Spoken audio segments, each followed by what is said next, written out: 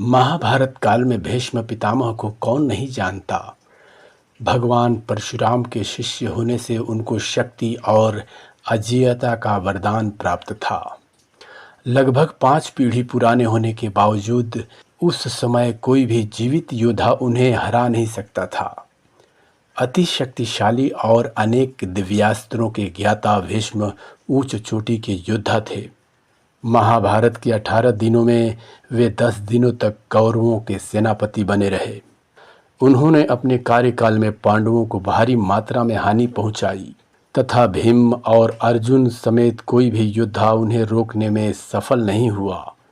भीष्म पितामह को मारने के लिए स्वयं श्री कृष्ण अपनी प्रतिज्ञा भूल गए थे और अर्जुन को शिखंडी का सहारा लेना पड़ा था। इतने शक्तिशाली होने के बाद भी आखिर कारण क्या था। भीष्म पितामह को इच्छा मृत्यु मिलने के बाद भी बाणशैया पर लेटे लेटे तड़पते हुए 8 दिनों के बाद अपने प्राण त्यागने पड़े थे।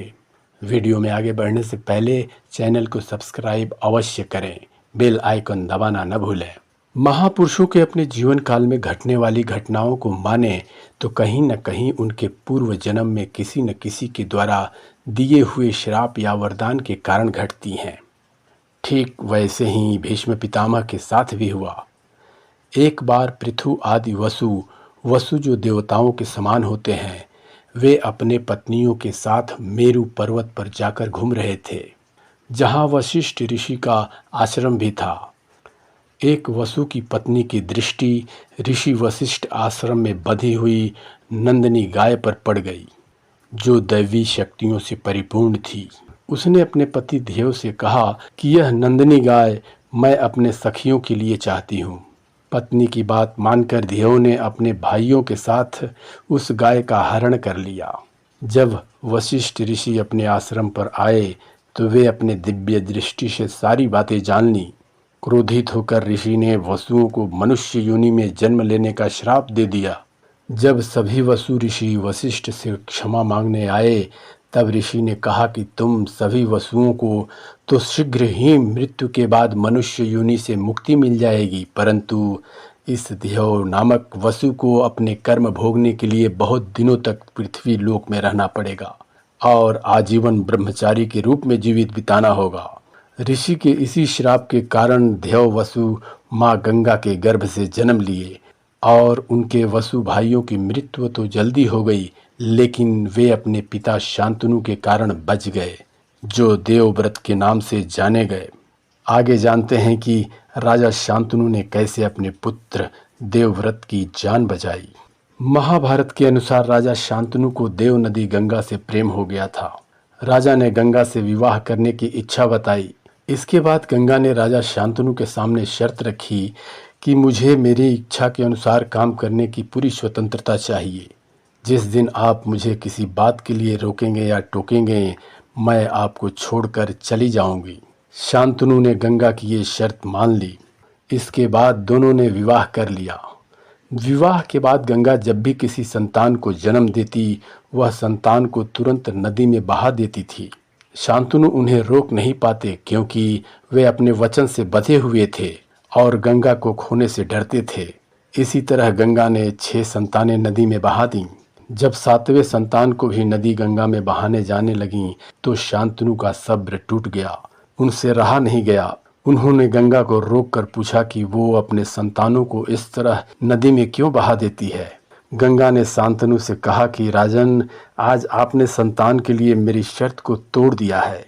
अब ये संतान ही आपके पास रहेंगी और मैं अपनी शर्त के अनुसार सब कुछ छोड़कर जा रही हूँ। शांतनु ने अपनी संतान को बचा लिया, लेकिन उसे अच्छी शिक्षा के लिए कुछ सालों के लिए गंगा के साथ छोड़ दिया। उस पुत्र का नाम देवव्रत रखा गया। गंगा ने अपने पुत्र देवव्रत का पालन किया और कुछ वर्षों के बाद गंगा उसे लौटाने शांतनु के पास आई और लौटाने के बाद चली गईं। देवव्रत अब बड़े हो चुके थे। एक दिन देवव्रत के पिता राजा शांतनु यमुना नदी के तट पर घूम रहे थे। तभी उन्हें वहां एक सुंदर युवती दिखाई दी। परिचय पूछने पर उसने स्वयं को निषाद कन्या सत्यवती बताया। उसके रूप को देखकर शांतनु उस पर मोहित हो गए तथा उसके पिता के पास जाकर विवाह का प्रस्ताव रखा। तब उस युवती के पिता ने शर्त रखी कि यदि मेरी कन्या से उत्पन्न संतान ही आपके राज्य की उत्तराधिकारी होगी तो मैं अपने पुत्री का विवाह आपके साथ करने को तैयार हूँ। यह सुन शांतनु ने निषाद राज को इनकार कर दिया, क्योंकि वे पहले ही देवव्रत को युवराज बना चुके थे। इस घटना के बाद राजा शांतनु चुप से रहने लगे। जब देवव्रत ने इसका कारण जानना चाहा तो शांतनु ने उन्हें कुछ भी बताने से इनकार कर दिया। तब देवव्रत ने अपने पिता शांतनु के मंत्री से पूरी बात जान ली। उसके बाद वे स्वयं निषाद राज के पास गए और अपने पिता शांतनु के लिए उस युवती की मांग की। निषाद राज ने देवव्रत के सामने भी वही शर्त रखी। तब देवव्रत ने प्रतिज्ञा लेकर कहा कि आपकी पुत्री के गर्भ से उत्पन्न और महाराज शांतनु की संतान ही राज्य की उत्तराधिकारी होगी। इस पर निषाद राज ने कहा कि यदि तुम्हारी संतान मेरी पुत्री की संतान को मारकर राज्य प्राप्त कर लिया तो क्या होगा। तब देवव्रत ने सबके सामने अखंड ब्रह्मचर्य की प्रतिज्ञा ले ली और सत्यवती को ले जाकर अपने पिता को सौंप दिया।